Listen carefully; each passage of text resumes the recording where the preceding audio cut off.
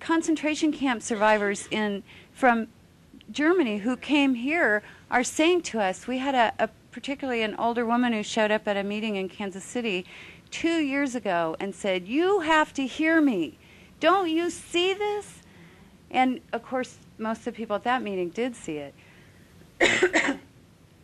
So the question is, could any of this have come about without 9/11? Hitler took over without any violence. I mean, Could any of this have happened without 9/11?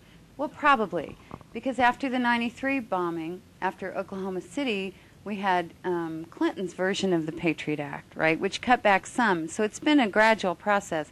But what's happened in the last 5 years has ramped up so quickly that I don't think those things would. And at the same time those things are ramping up quickly, what we're hearing every day is, 9/11. You've all seen the clips on YouTube of Giuliani and all them, for instance, the RNC, where it's 9/11, 9/11, terrorism, Bin Laden, Al Qaeda hate you, want to take your freedoms, kill you, they're going to kill you. And really, seeing it all in a clip like that really just makes it like, this is so terrible, but it's that way. And no matter what we hear, for instance, a year ago, Al Qaeda was not killing troops in Iraq.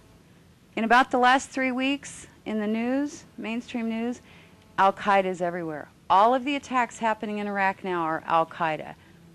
Well, there wasn't Al Qaeda not very long ago. All of a sudden now it's all Al Qaeda. In addition, we just heard 2 days ago, Iranian forces have come in to fight with the Iraqi Al Qaeda units in Iraq.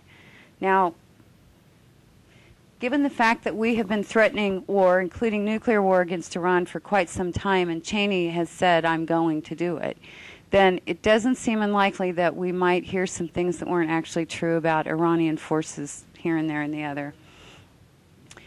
And you think? I don't know what's ever happened before, but Hitler did take power without violence, as she said, and Hitler had, this is one of my favorite buttons. It says, "When history repeats, do we notice?" And it's a picture of the Reichstag building and a picture of the Twin Towers.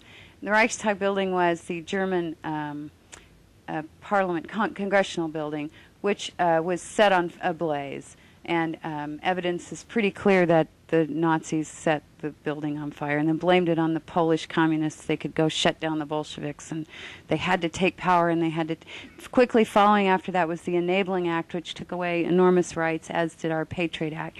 So there's some parallels there, and I'm not saying that Bush is Hitler. I could say that, but I won't. But anyway, there are certainly similarities into how we've lost some of our liberties and what's been coming from it. So if you're a social justice movement and you're wanting to bring about, let's say,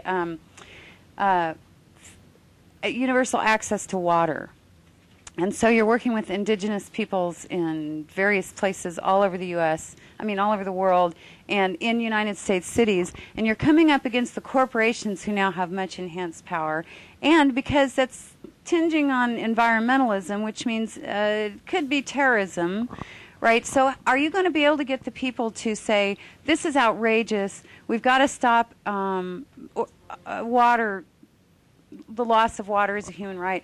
Or, worse yet, if you wanted to actually bring attention to the Palestinian plight, as Jimmy Carter has just recently seen, then, the terrorism label is attached to all of that. And because Americans are hearing, be afraid, be fearful, but really what we want you to do, we need you to understand, here's what I hear from it. We need you to understand this is really dangerous. These people really want to kill you. We're fighting them over there so they don't come over here again, because look what they did once. Now, so you have to trust us to keep you safe. And we're going to have to divert almost all the money, but surely you understand that because, gosh, they're evildoers who want to kill us.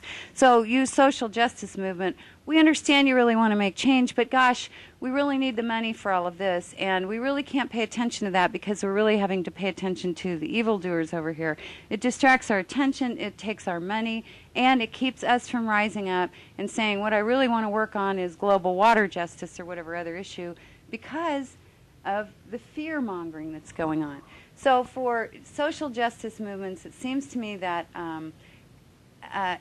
helping people see that there may be some questions about how fearful we really need to be. If everything that we were told about 9/11 and who the evildoers are that did it, and who our enemy might be, or whether there might have been government complicity in allowing to happen, making parts of it happen, in order to further the global hegemony empire goals of this administration and Cheney and Rumsfeld in particular, then it's worth taking a look at that information about what do we really know, what's been hidden from us, and what do we need to know to be able to really look at it. If any of you have not seen a film, it's a BBC documentary called The Power of Nightmares. It's a 3-part documentary. It is on the web now. And it documents the rise of Islamic fanaticism or evangelical Islam, but at the same time, the rise of the PNAC bunch, okay, the Project for a New American Century, and Donald Rumsfeld and Cheney. And in this video, what really stuck with me, and I remember this, was, you know, the last real enemy was, you know, the Russians. And so I remember being told that we had to be really scared of the Russians. And in fact, we had to go sit under our desks so the nuclear bombs wouldn't hurt us when the Russians bombed us. And Rumsfeld gave this speech about, well, we know the Ruskies have weapons. And the reason we know it is because we can't find them. So we know they're hiding them. They're in the ocean somewhere. And so you have to believe us because and now we have to we got to build a whole bunch more nuclear weapons. People need to be really afraid of them, and you need to just let us do what we need to do. When you see this on The Power of Nightmares, and then you remember Rummy's speech saying, how do we know they have weapons of mass destruction? Because we know they're north, south, east, and west of Baghdad. And it's the same thing as he was saying, oh, we can't find the weapons, that's how we know we have them. And it's so amazing to watch Cheney and Rumsfeld doing the same thing now that they were doing in 1976. And it's like they're using the same speech. It was so effective then. They just replaced the Soviet Union with Iraq and, you know, commies with Islamo-fascists, and it's been very effective. So there comes a time when we have to look at really what's the crux of all of this. Our government has absolute disregard for the people, frankly. There's absolutely no transparency in our government at this point. Okay, there's utterly no transparency. So in the last week, Cheney has announced that he doesn't have to comply with the executive order that says that the executive branch of government has to turn over some documents because, well, he's not in the executive branch, so it doesn't apply to him. Which is interesting. Well, he's not really in any, so I understand that there was going to be a bill, the dictator branch. I understand somebody was going to introduce a bill yesterday that since he's not in the executive branch, we should stop funding his executive offices. There we go. I thought that was fabulous. Also, yesterday we heard that the Judiciary Committee under Leahy has issued subpoenas to the White House, Cheney, the Department of Justice, and the NSA regarding secrets, the warrantless eavesdropping. So, of course, we don't expect that they'll comply immediately, but it's interesting. I mean, there's some hope there that people like Leahy are doing it.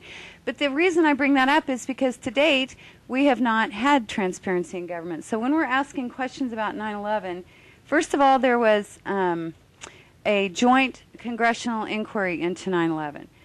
28 pages of that 50 or 60 page report have been redacted. Those seem to have to do with Saudi Arabia financing of 9/11.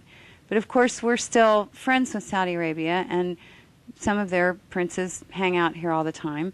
And immediately after 9/11, it was Saudi, when all of the United States was not flying, it was the Saudi Arabians who were allowed to leave the United States, including the bin Laden family. And last week, the FBI released information that it was actually Osama bin Laden that chartered the flights for his family to leave the U.S. immediately after 9/11. Did everybody see that article? Oh, really? I haven't heard that one. What? Osama bin Laden chartered the flights that took the bin Ladens out of the country when everybody else was shut down? 6 years later, you're going to mention that to us? Then the CIA came out this week with the family jewels, is what they released, that they had done wrong. They did really bad things, including assassinations and, spying on Americans. But then the Church Commission happened, and then there was all this government, and so they quit.